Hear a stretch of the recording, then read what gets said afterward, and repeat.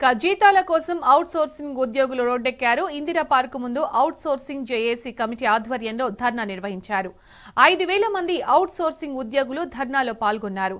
గ్రామ స్థాయి నుంచి రాష్ట్ర స్థాయి వరకు పనిచేస్తున్న అవుట్ సోర్సింగ్ ఉద్యోగులకు నెలల తరబడి జీతాలు ఇవ్వడం లేదని ఆవేదన వ్యక్తం చేశారు.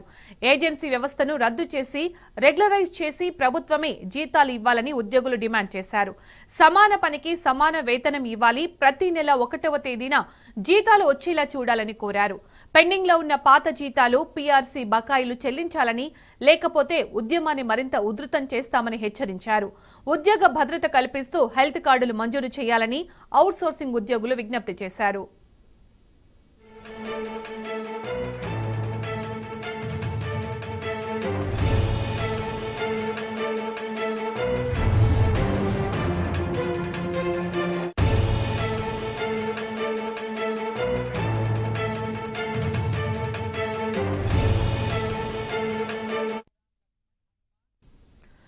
ఇదే అంశానికి సంబంధించి పూర్తి సమాచారం మా ప్రతినిధి ఉదయ్ అందిస్తారు. ఉదయ్, అవుట్ సోర్సింగ్ ఉద్యోగుల ధర్నాకు సంబంధించి అప్డేట్స్ ఏంటి ఉదయ్? ఏమంటున్నారు? Right, good morning Sunitha. ఏదైతే అవుట్ సోర్సింగ్ ఉద్యోగుల సమస్యలు వెంటనే పరిష్కరించాలని కూడా ఈ రోజు పెద్ద ఎత్తున కూడా ఇందిరా పార్క్ లో ధర్నా నిర్వహిస్తున్న పరిస్థితి మనం చూస్తా ఉన్నాం. ఇప్పటికే ఉదయం నుంచి కూడా దాదాపు 5,000 మంది అవుట్ సోర్సింగ్ ఉద్యోగులు, వివిధ శాఖల్లో పనిచేస్తున్న ఉద్యోగులు తమ సమస్యలు పరిష్కరించాలని కూడా ఇప్పటికే రోడ్ ఎక్కిన పరిస్థితి కనిపిస్తా ఉంది. ఏదైతే కొత్తగా వచ్చిన కాంగ్రెస్ ప్రభుత్వం వచ్చినప్పటి నుంచి కూడా ఇప్పటి వరకు కూడా తమకు జీతాలు ఇవ్వలేదని కూడా వారు తమ ఆవేదనను కూడా వ్యక్తం చేస్తున్న పరిస్థితి మనం చూస్తా ఉన్నాం. ఏదైతే ఆదిలాబాద్ నుంచి కూడా అల్లంపూర్ వరకు, అటు మహబూబాబాద్ నుంచి ఇటు నల్గొండ వరకు కూడా ప్రతి ఒక్కరూ వివిధ శాఖల్లో పనిచేస్తున్న అవుట్ సోర్సింగ్ ఉద్యోగులు ఇక్కడ శాంతియుతంగా కూడా ధర్నా నిర్వహిస్తున్న పరిస్థితి కనిపిస్తా ఉంది. ఈ రోజు ఎక్కడైతే చూస్తున్నట్టే వారు ప్రధానంగా కొన్ని డిమాండ్స్ కూడా తెలపడం జరిగింది. ప్రస్తుతం అంతా పాటు కొంతమంది అవుట్ సోర్సింగ్ వారు ఉన్నారు, వారి మాటల్లోనే తెలుసుకుందాం. అమ్మ చెప్పండి, అంటే మీరు ఎక్కడి నుంచి వచ్చారో, మీ ప్రధానంగా మీ డిమాండ్స్ ఏంటి? మేము మహబూబాబాద్ జిల్లా నుంచి వచ్చినాం. మాది VMR school, Eklavya model school. మేము గత 2 సంవత్సరాల నుంచి పనిచేస్తున్నాము. కానీ గత ప్రభుత్వం మమ్మల్ని ఎప్పుడు కూడా పట్టించుకోలేదు. చాలా సార్లు మేము వినతి పత్రం అందించాము. అవుట్ సోర్సింగ్ ఏజెన్సీ అనేది రద్దు చేయాలి, కార్పొరేషన్ చేయాలి, రెగ్యులర్ గా శాలరీస్ అకౌంట్ లో పడిపోవాలి, ఉద్యోగ భద్రత కల్పించాలి. సెకండ్, థర్డ్ ఏంటంటే ఆరోగ్య హెల్త్ కార్డు. ఫోర్త్, మాకు మెయిన్ ఏంటంటే వీక్ ఆఫ్లు లేవు, సెలవులు లేవు, సెలవులు ఇవ్వాలి. నెలకి కనీసం 2 సెలవులన్నీ ఇవ్వాలి. వర్క్ ప్రెషర్ ఎక్కువ అవుతుంది, స్ట్రెంత్ లేరు వర్క్. ఒక హాస్టల్లో 400 మంది పిల్లలకి 3 వర్కర్లే పనిచేస్తున్నారు.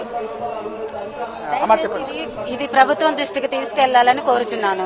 ఈరోజు ప్రస్తుతం మనతో పాటు మరి కొంతమంది అంటే అవుట్ సోర్సింగ్ కాంట్రాక్టర్ వాళ్ళు ఉన్నారు, వారి మాటల్లోనే తెలుసుకుందాం. అంటే ఇక్కడ చూసుకోవచ్చు, ప్రధానంగా ఏజెన్సీ వ్యవస్థ నుండి మాకు విముక్తి కల్పించాలి, మాకు అవుట్ సోర్సింగ్ ఉద్యోగులకు కూడా తగిన న్యాయం చేయాలని కూడా ఇప్పటికే పెద్ద ఎత్తున కూడా ఇక్కడ ధర్నా నిర్వహిస్తున్న పరిస్థితి మనం చూస్తా ఉన్నాం. ప్రస్తుతం మనతో పాటు మరికొంతమంది ఇక్కడ ధర్నా కార్యక్రమం మాటల్లో తెలుసుకుందాం. అన్న చెప్పండి, అంటే ప్రధానంగా మీరు వచ్చేసి అంటే కొత్త వచ్చిన ప్రభుత్వం వచ్చినప్పటి నుంచి కూడా ప్రధానంగా జీతాలు రావడం లేదని కూడా చెప్తున్న పరిస్థితి కనిపిస్తుంది. కొన్ని డిమాండ్స్ కూడా మీరు డిమాండ్ చేస్తున్న పరిస్థితి కనిపిస్తుంది. అసలు ఏం జరుగుతుంది? నా పేరు పుల్లి లక్ష్మయ్య, తెలంగాణ రాష్ట్ర అవుట్ సోర్సింగ్ ఉద్యోగస్తులు జేఏసీ స్టేట్ ప్రెసిడెంట్. మేము ఈ రోజు ఈ ప్రజాప్రభుత్వానికి తెలియజేసింది ఒకటే, ఈ రోజు తెచ్చుకున్నటువంటి తెలంగాణలో ఏజెన్సీ విధానం వల్ల మా బతుకులు చిదరమైపోతా ఉన్నాయి. 700 మంది కాంట్రాక్టర్లు ఉన్నారు, మేము 2 లక్షల 3 లక్షల మంది ఉద్యోగస్తులు ఉన్నాము. ఈ ప్రభుత్వం 3 లక్షల మంది ఉద్యోగస్తుల వైపు ఉండాలి. 700 కాంట్రాక్టర్లు కలిసి ఎంతో మంది చేస్తా ఉన్నారు. ఈ రోజు కొన్ని లక్షల కోట్ల వ్యాపారం జరుగుతా ఉంది మా మీద. ఈ రోజు ఎక్కడ లేని విధంగా మనుషుల మీద, చనిపోయిన మనుషుల మీద, వస్తువుల మీద కట్టాల్సిన జీఎస్టీ 18% మా మీద కట్టి 4,000-5,000 రూపాయలు ఏజెన్సీ వాళ్ళకి దారితో చేస్తా ఉన్నారు. అలాగే ఒక్కొక్క ఏజెన్సీ నిర్వాహకుడు 2 లక్షలు 3 లక్షల రూపాయలకి ఉద్యోగాలు నమ్మి మా పొట్ట కొడుతుంటూ నిరుద్యోగులను కూడా అన్యాయం చేస్తా ఉన్నారు. ఇప్పటికైనా ఈ ప్రభుత్వం వెంటనే ఈ అవుట్ సోర్సింగ్ వ్యవస్థను ఇంతవరకు ఆపి నోటిఫికేషన్ ఇస్తే అటు ఉద్యోగాలకు ఉపయోగపడుతుంది, మేము బతుకున్నటువంటి మాకు న్యాయం పడుతుంది. ఈ వ్యవస్థను రద్దు చేసి మా అందరూ రెగ్యులర్ చేయాలి. అలాగే సుప్రీంకోర్టు 2017లో సమాన పనికి సమాన వేతనం కూడా ఇచ్చింది. మాకు అమలు కావడం వల్ల ఈరోజు 9,000, 10,000, 12,000 రూపాయల ఉద్యోగాలకు పథకాలు వస్తున్నాయి. అవి కూడా సకాలంలో లేవు.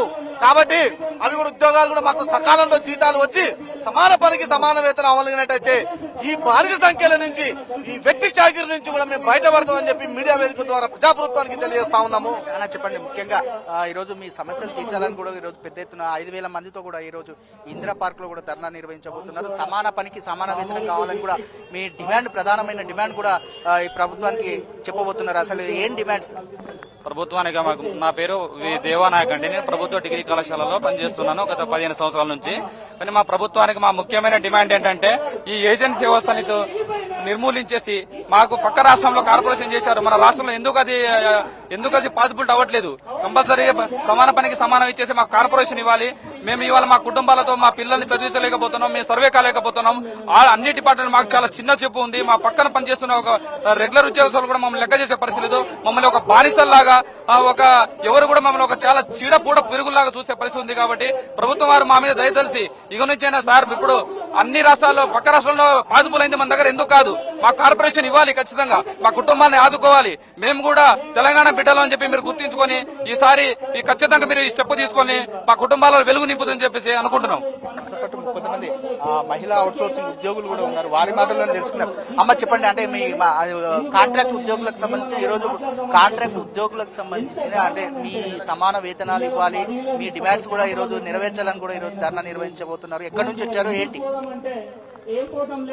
సో నా పేరు భార్గవి అండి. నేను అంటే హైదరాబాద్ లోనే వర్క్ చేస్తాను. ఇక్కడ గత 20 ఏళ్ల నుంచి చేస్తున్నాం అన్నమాట.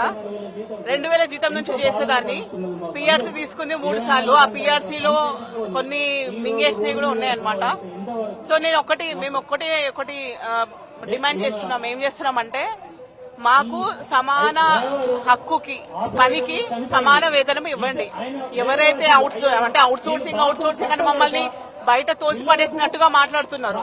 మేము చేసేది చాలా కష్టము. ఎంత అంటే ఆడవాళ్ళు చాలా కష్టం చేస్తారు, కానీ ఎవరు బయటికి చెప్పుకోలేరు. ఆ బాధలను కూడా మనిగి ఉండి పనిచేసినా కూడా మాకు ఇప్పటి వరకు జీతాలు ఇస్తున్నారు, కానీ మాకు సరిపోవట్లేదు.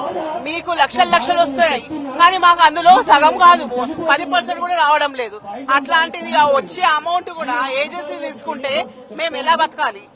బతకడం కష్టం అవుతుంది. మీకు తెలుసు కూడా ఇప్పుడు ఉన్న జనరేషన్ కి అమౌంట్ అనేది సరిపోవట్లేదు. మీకే సరిపోయినప్పుడు మాకెలా సరిపోతుంది? సో మా ఒకటి డిమాండ్ ఏంటంటే మాకు ఆంధ్రప్రదేశ్ లో 1వ తారీఖే జీతం వస్తుంది.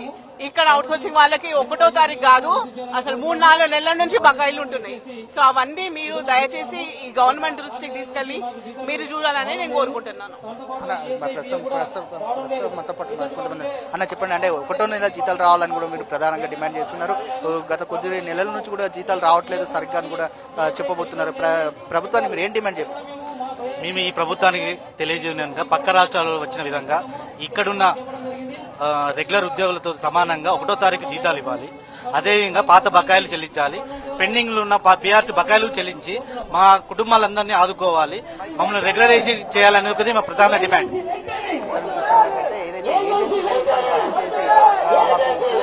సహకారం చేయాలి, అదేవిధంగా సమాన పనికి సమాన వేతనం ఇవ్వాలని కూడా ఈరోజు కాంట్రాక్ట్ ఉద్యోగులు కూడా, అవుట్ సోర్సింగ్ ఉద్యోగులు కూడా పెద్ద ఎత్తున కూడా ధర్నా చేస్తున్నారు. ఏదైతే మా డిమాండ్స్ నెరవేర్చకపోతే రాబోయే రోజులు కూడా రాష్ట్ర వ్యాప్తంగా కూడా ధర్నా నిర్వహిస్తామని కూడా అవుట్ సోర్సింగ్ ఉద్యోగులు చెప్తున్న పరిస్థితి కనిపిస్తా ఉంది. Vote studio. Right Uday, thank you.